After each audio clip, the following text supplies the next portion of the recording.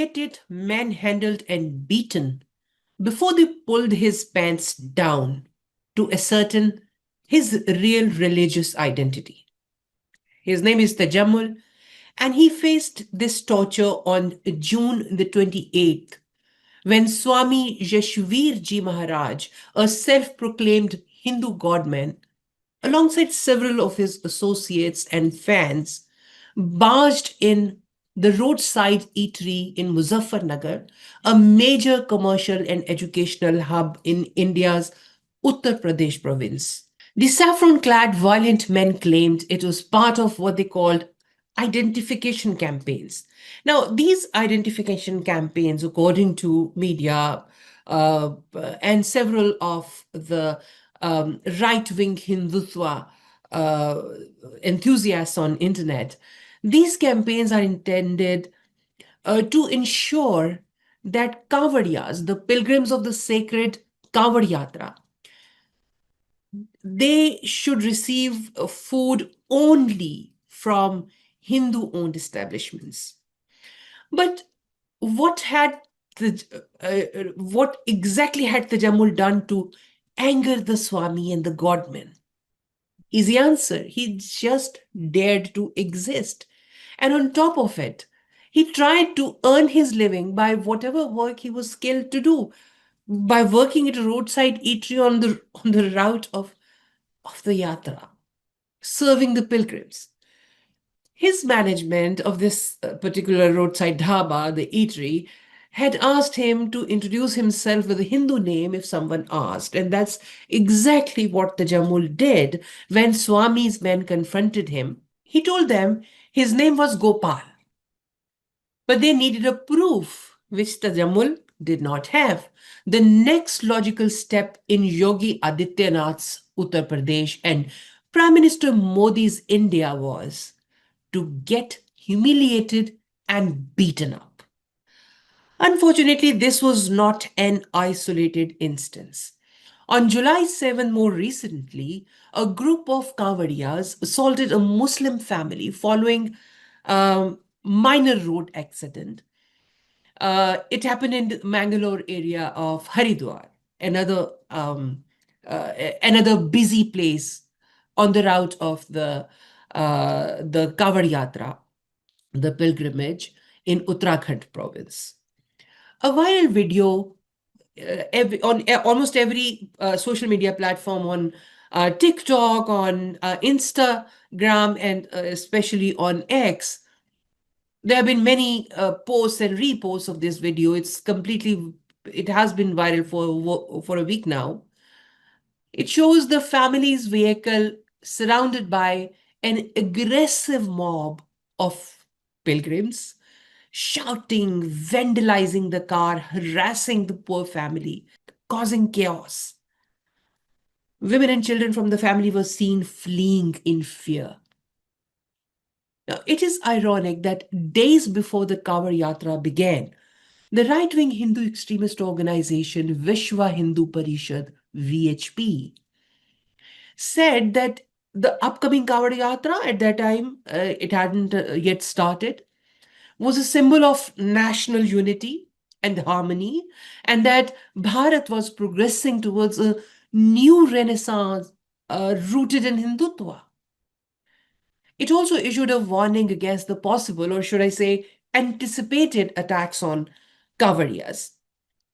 So one of the VHP leaders who was talking to media, Mr. Surinder Jain, he also said, Hindu society will no longer tolerate spit jihad or urine jihad. Yes, you heard it right. Spit jihad, urine jihad. So we'll come to it in a few moments. I'll explain why this is spit jihad and why this is urine jihad. So Kanwar pilgrims are basically devotees of Lord Shiva who undertake an annual pilgrimage called Kanwar Yatra to collect holy water from the Ganges River and offer it at various Shiv temples on the route. This pilgrimage involves observing strict spiritual and religious discipline, especially including adherence to specific dietary restrictions. And here comes the problem with Tajammul, a Muslim serving food to the pilgrims, the Kawadiyas. The issue of Muslims serving food to covered pilgrims has become a point of controversy and tension due to a combination of factors. Kawadiyas observe strict dietary restrictions, as I said earlier, especially during this pilgrimage. And these restrictions often include avoiding meat and alcohol. There have been concerns, sometimes fueled by unsubstantiated claims and communal rhetoric, that some Muslim owned eateries might not always adhere to these particular dietary requirements, or that the food might be considered impure. India has a history of communal tensions between Hindu and Muslim communities, which have been exacerbated by political ideologies like Hindu nationalism, which seeks to establish Hindu hegemony. It's the so this ideology, Hindutva, is owned and professed by RSS, um, Rashtriya Swayam Sevak Sangh, the ideological parent of the ruling Bharatiya Janata Party BJP. So this regime, which is in place in India for like more than a decade now, it has led to a climate of distrust and suspicion where some pilgrims may be wary of patronizing businesses owned by Muslims. Some Hindu nationalist groups have spread narratives alleging food jihad or attempts to intentionally contaminate food which is served to pilgrims, further fueling fear and suspicion, especially targeted at Muslim community. There have been calls to boycott Muslim-owned establishments along the Yatra route, which have been criticized as a discrimination by the secular civil society that includes, to be fair, Hindus and Muslims representatives. The right-wing Hindutva-inspired groups have spread these unfounded beliefs and accusations about Muslims contaminating food, particularly during the Kanwar Yatra, which has fueled controversy and tensions in certain parts of India. For example, as I was mentioning, spit jihad, thook jihad, urine jihad, as I just mentioned earlier, and was also mentioned by VHP leader Surendra Jain. Now, these terms refer to the accusation that Muslims deliberately spit in food. Yes, you heard right. They think Muslims deliberately spit in food before serving the same food to Hindus, especially the Hindu Kawadiyas, the pilgrims of Kanwar Yatra. Aim, what should be the objective? So they think the aim is to defile the Kawadiyas and violate their faith, make them impure somehow. Reason for this ambition not known, just pure hatred. BBC report, one of the BBC reports that I was looking at, it was published in October 2024. Two Indian states ruled by, of course, Bharatiya Janata Party. They had at that time announced imposition of hefty fines and even imprisonment for contaminating food with spit, urine, and dirt. The, I mean, this is real in India. The northern state of Uttarakhand ordered fining offenders of putting spit and dirt and urine in food, up to 100,000 rupees, while its neighbor Uttar Pradesh, UP. So the UP government under of course Swami Adityanath, Yogi Adityanath. Uh, so the government of Mr. Yogi announced stringent laws to punish the culprits and actually putting them in jail for a few years. Now, these directives came under the circulation of after the circulation of unverified videos on social media, and these videos showed vendors, random people spitting on food at the local stalls, the roadside dhabas, the restaurants, and the kitchens. One video depicted a house help mixing her urine into food while she was preparing it.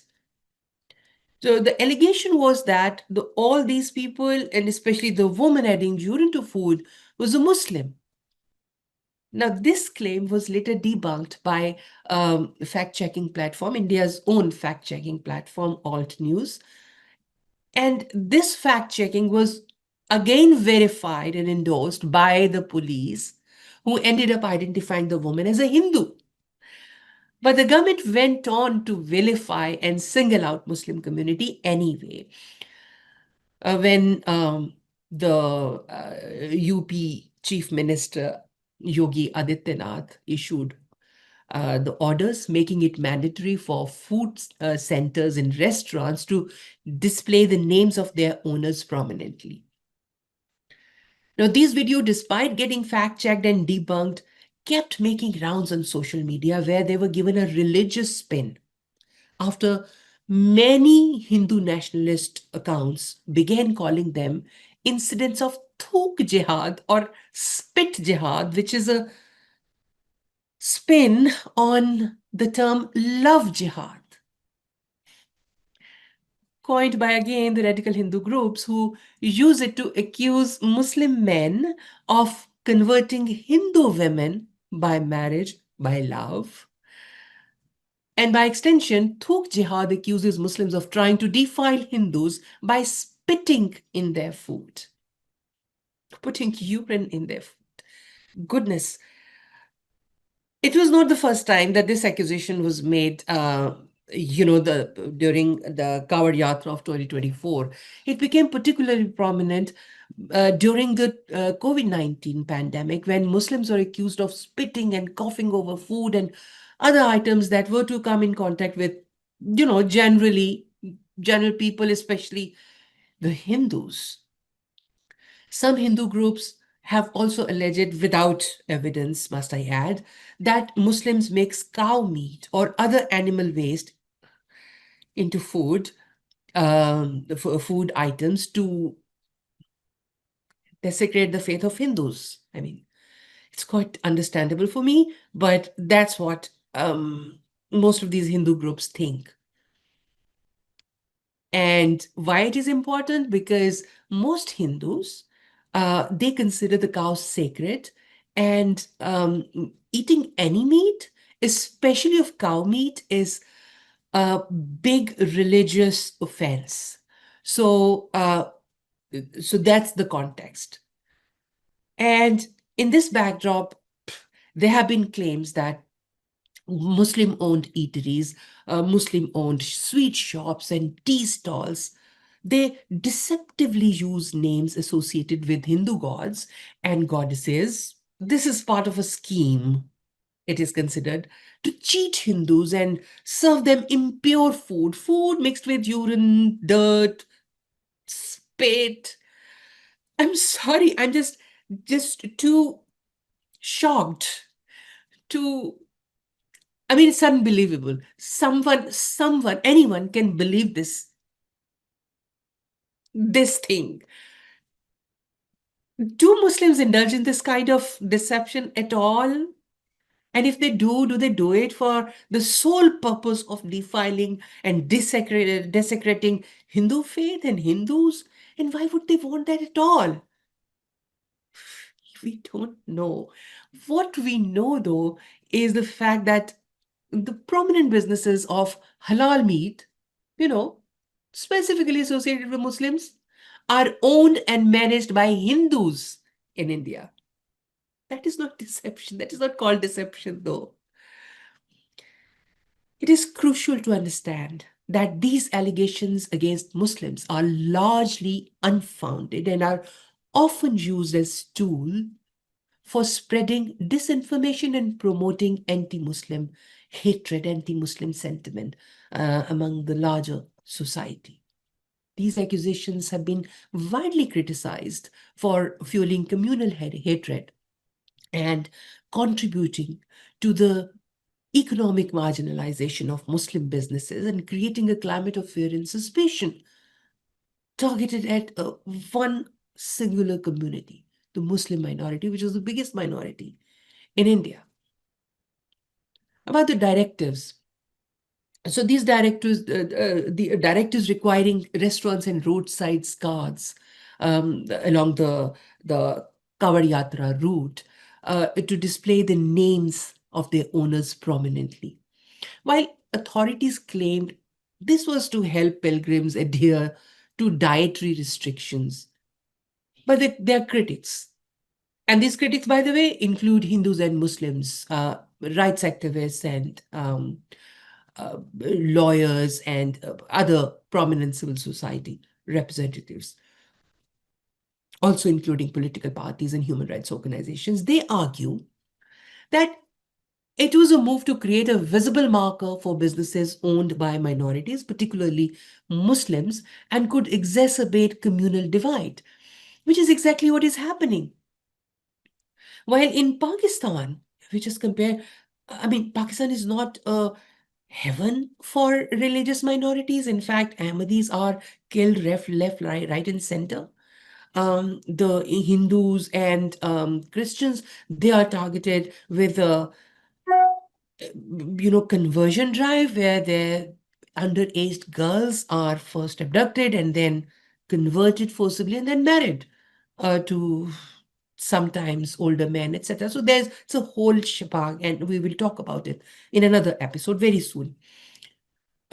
Yeah, we are. I'm working on that, and I will bring you some very disturbing facts about underage Hindu girls being forcibly converted in Pakistan. But right now, let's keep on this.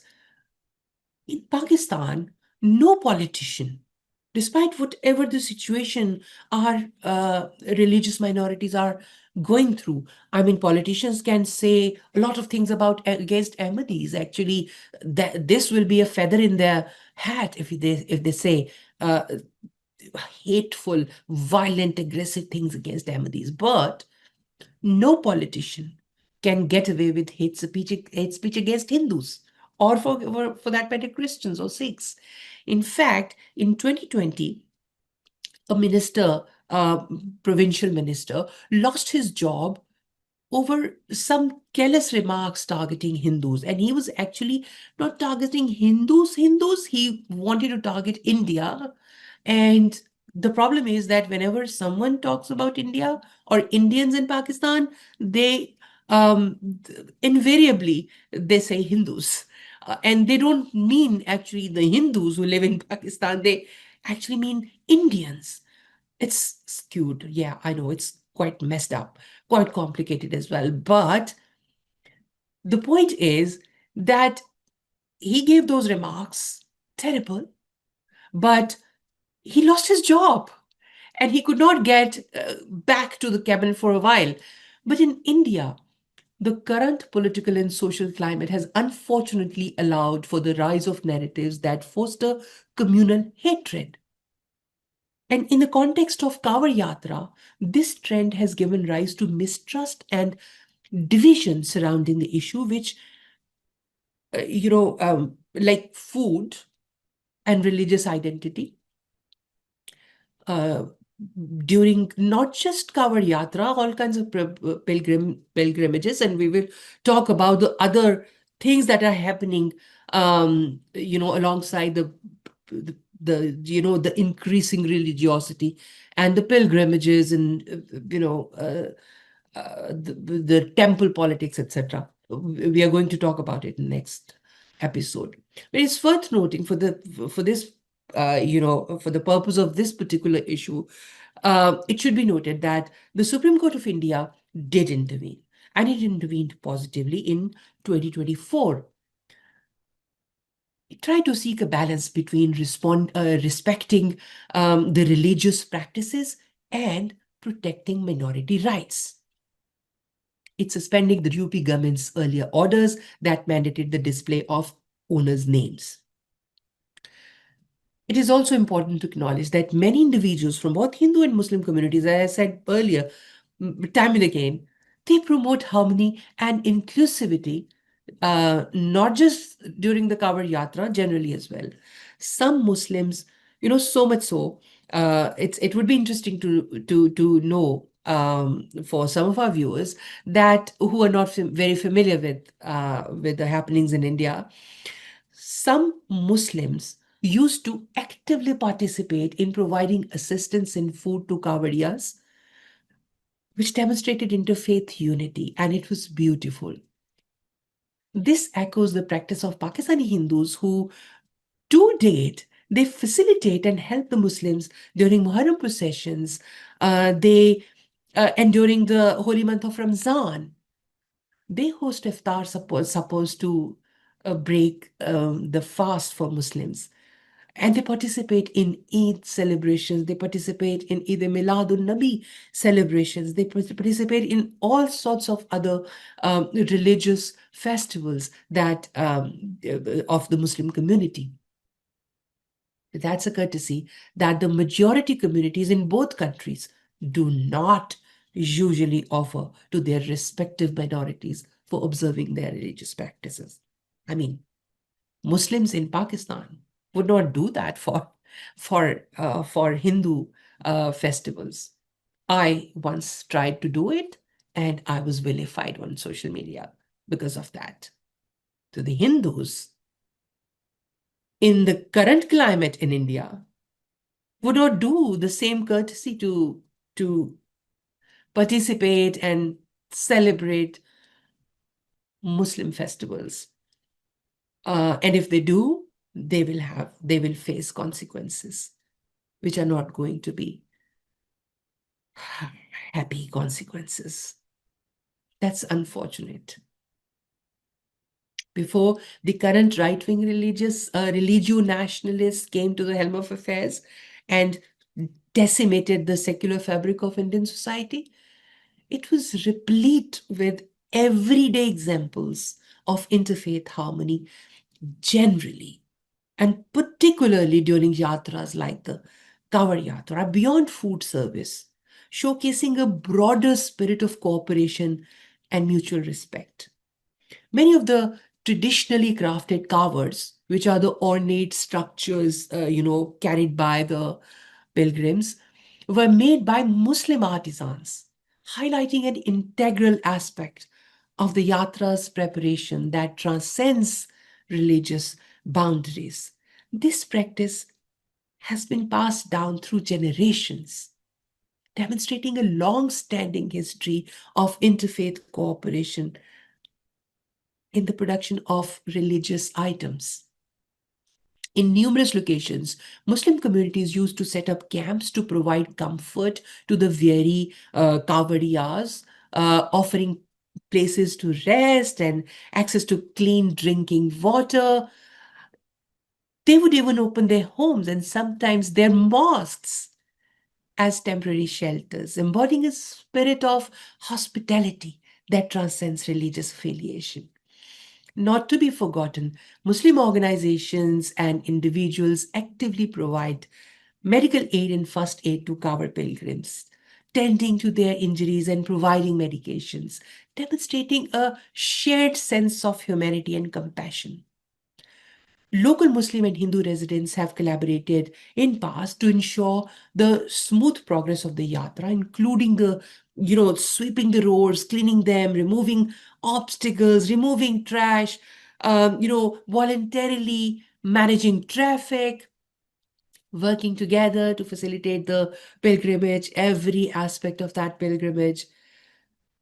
Muslims have also been involved in, um, as I said, producing religious items, sewing religious clothing for Kavariyas, the Kavar pilgrims, T-shirts emblazoned with the Hindu deity, images, uh, showcasing their participation in the religious preparations. And as I speak to you tonight, not from within the region, but as someone, watching South Asia from afar, with love and concern and a deep-rooted commitment to democratic values, I cannot help but grieve what is unfolding.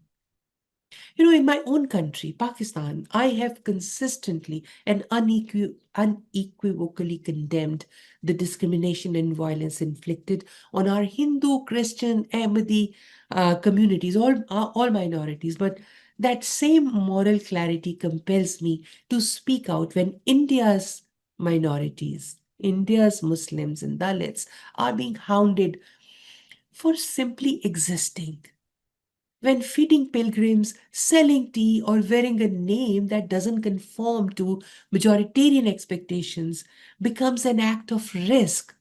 This is not the India world once looked to as a secular beacon in the region, a country that promised unity in diversity, where the constitution, not the mob, would reign supreme. The hopes were higher for India. And that is why the pain cuts deeper when state sanctioned bigotry replaces shared nationhood and pilgrims turn from seeker of divine grace into foot soldiers of hate. The Kanwar Yatra, like all spiritual journeys, should offer a path towards humility and compassion. When it becomes a vehicle for humiliation and violence, we must not look away. We must name it. We must resist it for the sake of region, for the sake of humanity. In our next episode of Unraveled, we will unravel and take a wider lens to examine how Hindu temples and pilgrimages from the Ram Mandir and Ayodhya to the Amarnath and Kailash Yatras are being used to reshape India's political landscape. Stay with us as we continue to explore the sacred, the symbolic, and the deeply strategic. Have a good one.